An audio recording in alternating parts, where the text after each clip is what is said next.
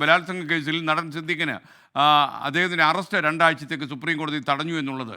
എന്തായാലും അറസ്റ്റിൽ നിന്ന് 2 ആഴ്ചത്തേക്ക് അദ്ദേഹത്തിന് സംരക്ഷണം കിട്ടി.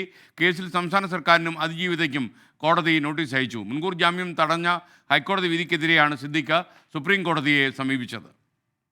ഹൈക്കോടതി മുൻകൂർ ജാമ്യം തള്ളിയതിനെ തുടർന്ന് ഒളിവിൽ കഴിയുന്നതിനിടെയാണ് സിദ്ദിഖിന് താൽക്കാലിക ആശ്വാസം. 2 ആഴ്ചയ്ക്ക് ശേഷം കേസ് വീണ്ടും പരിഗണിക്കും വരെയാണ് അറസ്റ്റ് സുപ്രീം കോടതി തടഞ്ഞത്.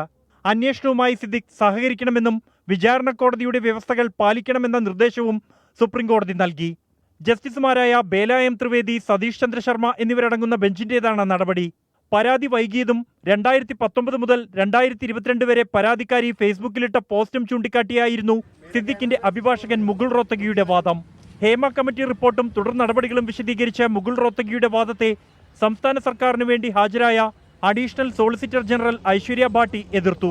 തടസ്സ ഹർജി നൽകിയവർ വാദം ഉന്നയിക്കാൻ ശ്രമിച്ചെങ്കിലും ഇടക്കാല സംരക്ഷണം അനുവദിക്കുകയാണെന്ന് സുപ്രീം കോടതി വ്യക്തമാക്കി.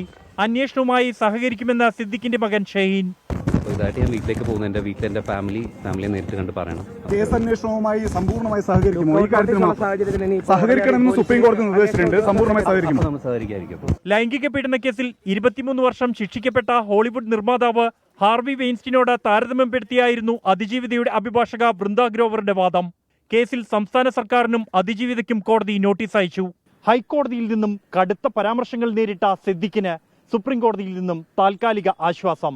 2 ആഴ്ചയ്ക്കകം കേസ് വീണ്ടും പരിഗണിക്കുമ്പോൾ ഹേമ കമ്മിറ്റി റിപ്പോർട്ടടക്കം കേസിന്റെ ഗൗരവം സുപ്രീം കോടതിയെ ബോധ്യപ്പെടുത്താനാകുമോ എന്നുള്ളത് നിർണായകമാകും.